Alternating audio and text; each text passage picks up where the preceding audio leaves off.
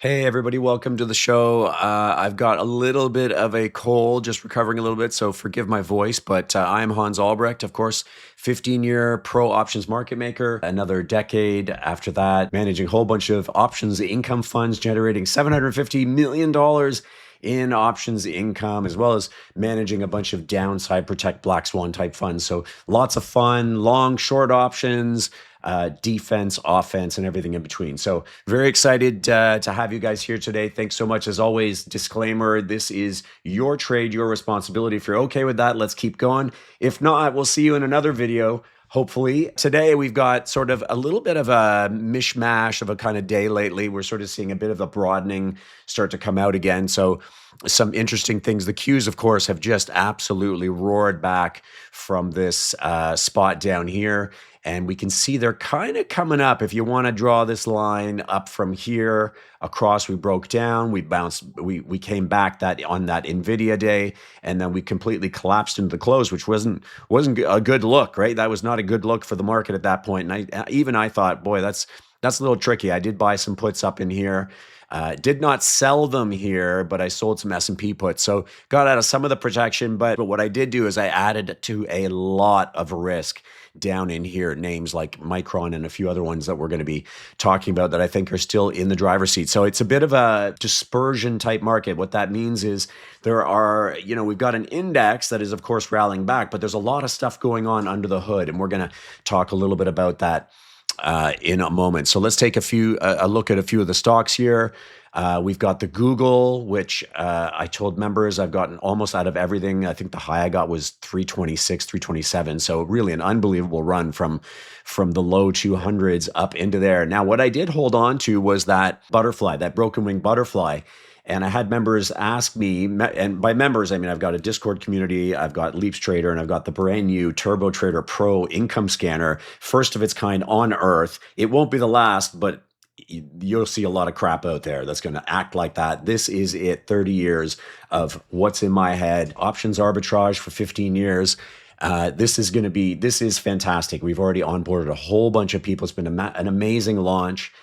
People are excited. They're like, wow, I'm blown away. Maybe I'll show you one of the quotes here, but they're like, I'm blown away. This looks incredible, and they can't wait to get going on it. So finding income, but everybody knows I hate giving up upside. That is one of my pet peeves. And I ran a whole bunch of income funds for years and years and years. And I always push back against management. I said, I'm not going to do this when it doesn't make sense to me. And that's what income funds do. That's why they all kind of crap the bed. You look at the performances on a basically a total return basis. They're terrible because they just do the same thing every month. They do the same thing over and over and over again. And where can you do that, in markets? I mean, they're evolving, they're changing. So anyway, we've got Google, and I said, put on this fly, which we put on down here, went against us a bit, and then came back. That's one of the nice things about the fly is you kind of get you don't have to invest too much, and you get a chance for things to kick in, and you get long delta, short Vega up here. And I said, no, I'm not getting rid of it because I think Google pulls back into the pocket. What do I mean by pocket? Well, I've got the 290, 310, 320. And this is the pocket. So it's come back in. And what did I say I was hoping for? Well, we're still green here on the MTI, right? So this is still very much, Google is in, except the last few days, it's just had an incredible run. And we've seen a move into some other things, a bit of broadening and things like that. So people are just getting out a little bit. I have no doubt in my mind that it's going to continue a run up because it's really the best AI stock out there. But for now, it's kind of pulling back naturally. And what are we getting? Well, we're getting two of our Greeks working, right? This Greek here was Delta. We had our directional view correct, which we did well on. And I said, no. Now is when the other ones, right? I call it my Greek salad. You got to have the right Greek salad put together. And so now the Delta is not taking over anymore. It's the Vega, you're exposed to some short volatility. Look at what's happened to volatility. Look down here. Boom, boom, boom, boom, boom. What's happened since this point here? We've gone from a 41 implied volatility down to a 33.67. That is a big drop. And I think there could be just a little bit more to come. So I'm going to hang on there just for a bit. And so that's your Vega exposure. And then you've got your theta, right? Which is your daily decay that you benefit from when you're short options. This is what we focus on in the income trades and in Turbo Trader Pro. You're sort of pivoting back and forth between these things that make sense at certain times. So let's take a look at some of the other ones here.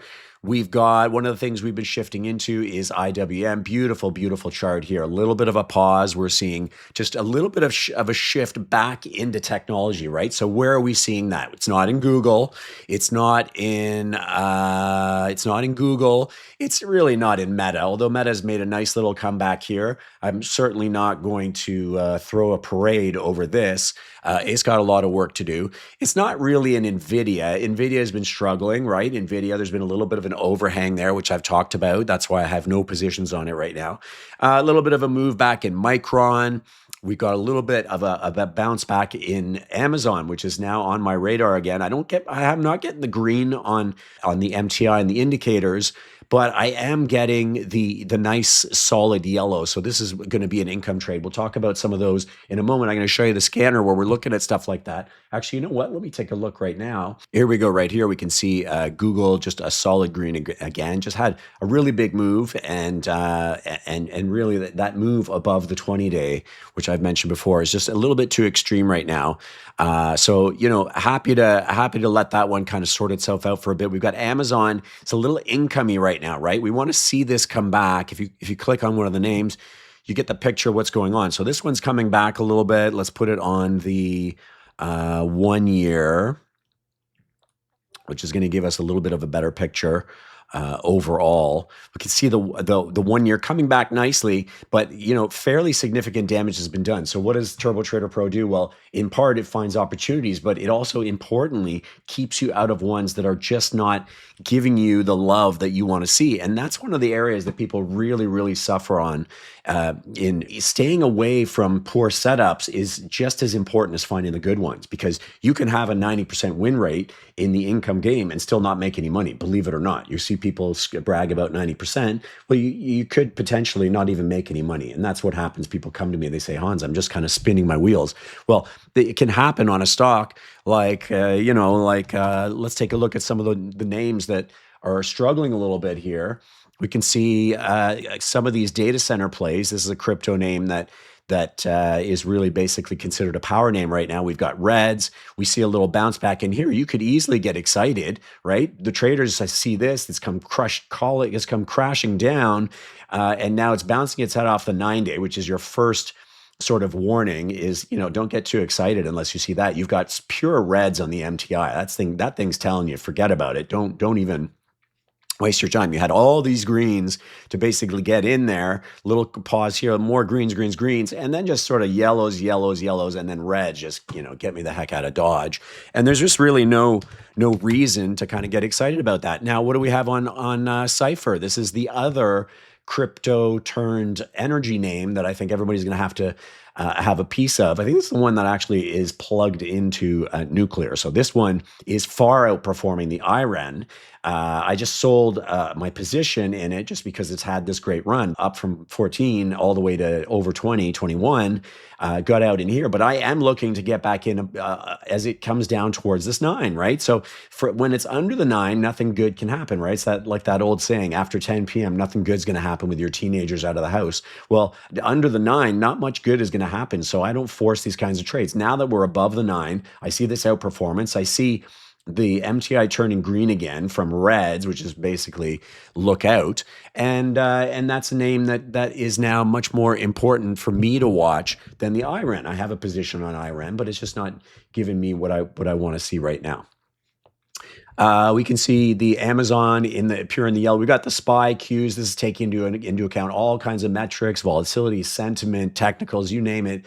And we can see that all three of the major sort of indices that people watch, I mean, if you don't include the Dow, are in the green right now, right? So that's positive. Right there, you can see healthcare down here again. This is giving you sort of a running kind of directional feel for what are we doing in healthcare. We're 4 greens in a row, really, really solid. Look at energy, gave us that green, and then we pop back down to yellow. So this is a little bit undetermined at this point. We know there are some names like the Broadcoms. Look at this green here. We got the Micron looking beautiful. That's a name I still love very much. Western Digital. Datadog, we're seeing a little jump in these data stocks today. So let's take a look at those. We had nice news from MongoDB last night, right? So you think of sort of the developer data, AI agentic sort of stack of tools that we look at. You kind of have a Datadog, the Snow, the Palantir, of course, which are sort of putting all that data together to make use of it and to deliver value. And as we can see, the Palantir earnings were just mind-blowingly good. Datadogs were really, really good, even though it's sort of cycled back down a little bit. So they're expecting more of the same from Snow, and it's getting a boost from that MongoDB, right? Because it's sort of interrelated, right? GitLab's maybe just a level lower under there, which is a bit more of the programmable part, and that leads into the rest of the stack there. So GitLab, I think it's actually kind of an interesting spot here. So we have this nice little, we've struggled for a while. Now we're sort of breaking above here. This has got me interested. I bought a little bit of that. I just got into some stock. I'm being a little bit careful on the options side because the options have been expensive. I've been warning people the last month or so, very, very expensive. So I have not been loading up on positions. In turbos, we're more balanced on our Greeks, right? That's one of the beautiful parts of the turbo is you get that balanced exposure to something that you really, really have conviction on. And that's very important right now, right? When we're gangbusters breaking out, that's when you can kind of go, listen, I'm going leaps, I'm going upside call spreads, I'm going calls even, because there's an excitement, there's a momentum there. When you don't have that, you got to be a little bit more careful when you're looking at your Greek salad there to make sure that you don't have too much exposure to those option prices compressing, which is exactly what's been happening. I warned about that a month ago, and that's exactly what's been happening. We're seeing some of those prices get crushed, which you kind of expect into Christmas, but we saw some really, really big moves. So even those longer term option prices are starting to get a little bit smoked. One thing I wanted to point out today is let's take a look at software. This is interesting, right? So we want to look at software versus the hardware. So I've been saying for a while, the AI hardware is a little bit neither here nor there for me. Certainly the SOX is doing fine. It's not that, there are certain areas that are fine to be in. The Broadcoms are doing well because they really are going to benefit from what's going on with Google and things like that. NVIDIA, not as much because now there's some competition. There's a little bit of uncertainty there. They're still the kings, but a little bit of uncertainty there. But look at software starting to make its way back a little bit here. It has disappointed for a while. We have a position on Salesforce. I like to see this. So what do I want to say? Well, Hans, do you not like a bad chart? Well, I don't. I don't like a bad chart, but right now we're popping above that 9 EMA. Software is starting to look a little bit interesting. Why don't we take a look at, so let's take a look at software versus the hardware, right? The semiconductors, basically. So you've got this move here. It's been terrible, terrible, terrible for a while. Now we're starting to see some life come back in there, right? Why are these things that should be important to us? Well, this is catching a falling knife, right? This is getting in trouble. Now, of course, you can get a position on and it looks good and it gets into trouble. But the more you avoid stuff like that, the better off you're going to be. Now we've got a little bit of a move back here. Now we've got this has some work to do. There's no question about it. And with semiconductors strong today and really the build out of AI around the world, probably continuing relatively unabated for a while. I'm not saying this is absolutely going to turn around, but the software layer is very interesting to me, right? So the Snows, the Palantirs, and then some of the other ones, there's an element of software that is getting disrupted. And that's probably what's happening to the Adobes of the world because you're starting to be able to do so many things with Nano Banana and these tools that are available in AI. And there's a worry that are they going to keep up? Very cheap stock of Adobe, very, very cheap, very good value. But in a world of massive disruption, value is, it might be value for a reason, right? So we want to be very aware of these kind of value traps, these AI value traps in a sense, or tech value traps. The world is changing very, very quickly. So we want to make sure we understand there's the Snows that are absolutely picking up customers like there's no tomorrow, the Palantirs that are off the charts, one of the greatest, companies on earth based on their recent numbers. And so these are in the right place at the right time. Why? Because they speak to the utility of AI, right? What is utility? As this inference phase continues and is separated in a sense from an investor standpoint, from the training phase, which is more the NVIDIAs, the AVGOs, those people, the equipment makers, as we move more into the inference stage, the inference means where are people going to put this to use? Are they going to put things to use in a way that's monetizable? Yes, absolutely. And we are starting to see that already. So I want to show you something absolutely fantastic. I've been talking about this for a long, long time, and I like to see that it's happening. So let's go and take a look at this right here. The share of companies discussing AI in earnings calls continues to grow, right? So talking about it. Now, I know there's a difference between talking about it because they feel like they got to tell shareholders they're doing something, but indicators of US corporate adoption, this is happening, right? This isn't if it happens, it's when, and the when is right now and over the next couple of years as this sweeps throughout the economy and every industry, because it's not just kind of the thing that they're starting to learn is important. It's existential, right? If you're not doing this stuff, then your buddy down the road, your competitor, is going to figure something out, and then you're in trouble, right? So this is literally existential stuff if you are not absolutely with the widest moat on earth.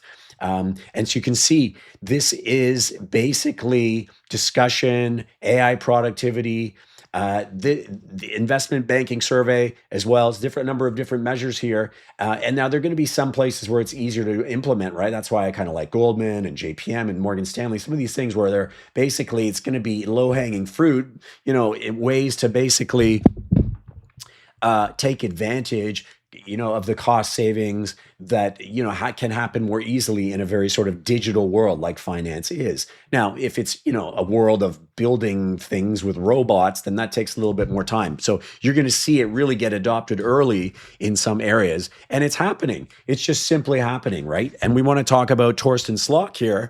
Look at Torsten Slok. We've got the big, beautiful bill, and look at this. I mean, all these recessionistas out there who are like, have been shouting about a recession around the corner for the last 1,500 S&P points. And I've been saying, not a chance is it happening. You remember me on my shows with Samantha, et cetera. Like I said, it's just not happening. It's not happening. The measures, if you're looking at classical economics, and you've got guys who basically are looking at measures that they used back when there was, the horse and carriage and buggy whips and stuff like that, then you're missing part of the picture. I'm not saying all the rules of economics go out the window, but you're going to see GDP improve with jobs not really improving that much. Of course, there are problems from that respect, but this is a new world. This is just different. A lot of the metrics that people like to use don't incorporate some of the benefits and productivity gains that you see from AI. It just literally does not work its way into some of the more common measures that are out there. So, you look at Slok here. Here we got the big, beautiful bill. So where are we now? Well, we're back on the side of, all the good stuff that Trump wanted. And we put the tariff stuff kind of has come and gone a little bit to some extent. Now we're looking to the benefits, those back end benefits that are going to start playing into everything. And we're seeing those profit margins, something from Ed Yardeni, profit margins starting to improve in the middle part of the economy, the mid caps. That's going to move into the small caps. That it is going to be everywhere, right? AI is not expensive. Sorry, my voice. AI is not expensive, right? Basic AI you can get for free. It's absolutely free. And fantastic AI you can get for $20 a month.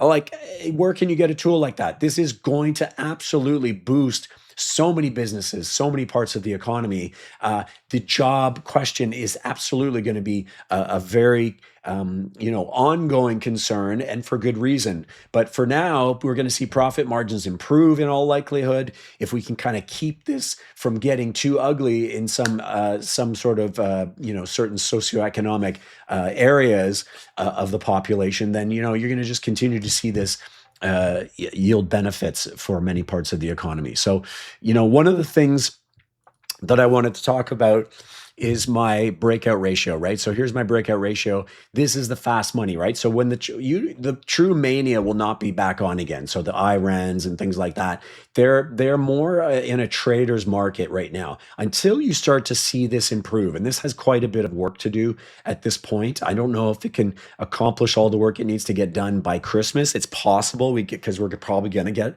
a bit of a melt up. I think that's what you saw the last few weeks is that, look, there are too many people not on the right side of this. We know fund managers have been underperforming the worst in decades, and people just have to get into this market, but they don't have to get in to this stuff. So what we're really seeing lately, and we're seeing call skew start to push up again, is that it's not so much in the animal spirits areas, right? I think that's almost a positive, right? People are getting excited about things that actually make money or that aren't, a 400 times earnings type play. That's kind of exciting to me because that is a continuation of the belief that things are going to get better and better.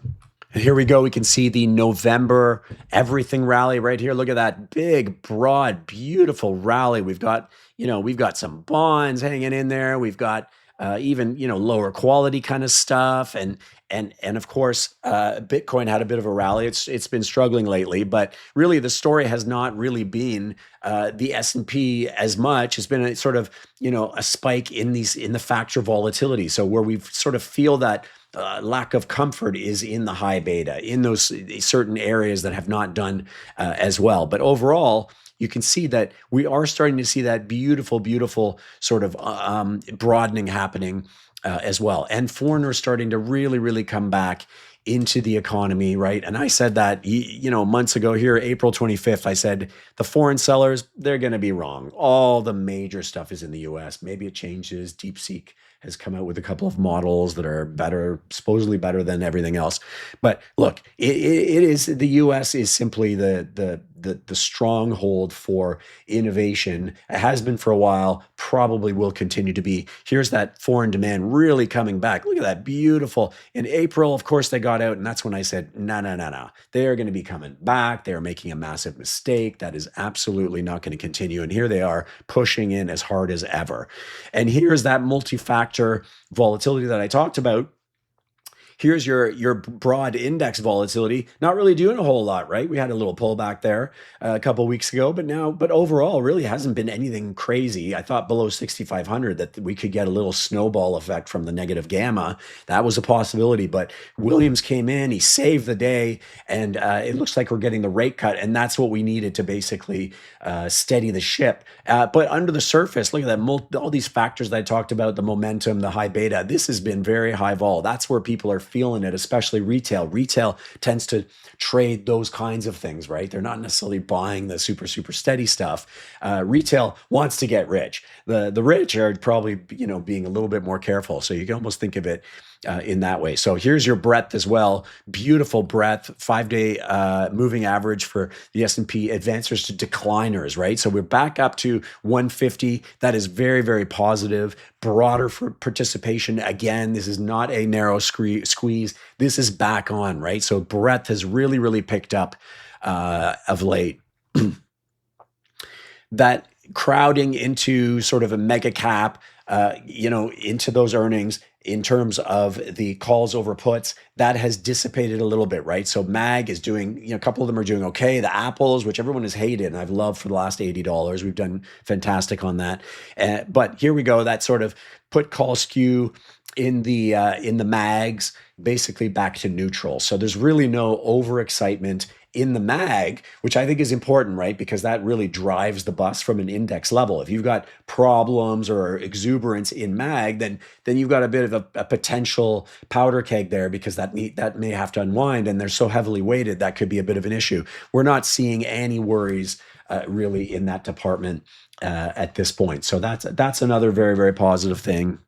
So for now, I think we can see that it really isn't so much the sort of crazy animal spirit money coming back in to the market as much, except in those very unique names. And I did point out in the last video, I said one of my unique names is the NBIS, right? So I don't mind a little bit higher beta. I don't mind a bit of that data center exposure. We can see NBIS is kind of clawing its way back above 100 today. I do have some calls sold on that just because the vols are juicy, although they're coming down a little bit, right? But they're really overall, they're very, very juicy at this point. So, those of you who followed me for a long time know that I don't like to sell cheap options. Doesn't make any sense to me.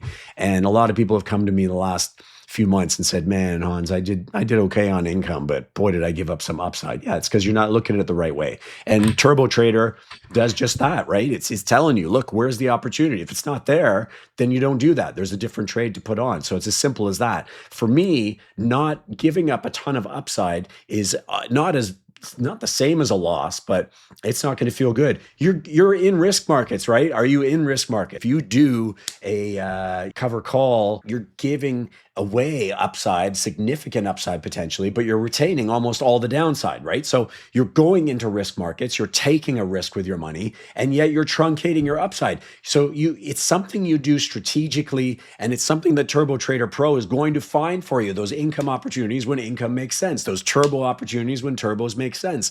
And it's as simple as that. It's if you're not pivoting, you're either doing poorly and getting involved in junk trades, or you're not taking advantage of what risk markets are giving you. So we want to enjoy the beauty of the economy, the beauty of innovation, the beauty of capital markets. We want to enjoy them to the fullest. And you're not going to be able to do that unless you look at things like a pro 3 decades. We'll see you in the program. We still have our Black Friday sale on right now. We've got a few spots left. But at some point, this thing's going to double. So it's as simple as that. I can't put it any other way because there's a lot of customer service that goes into it. I'm in there. We've got a community. We've got a weekly meeting. We've got courses. We've got extra bonuses and things like that. I just, you can't do that for 500 people. It's just not possible. So the price is going to be going up, and that's it. When it does, it does. So we will see you guys. Thank you very much for watching. I hope you enjoyed it, and we'll see you next time.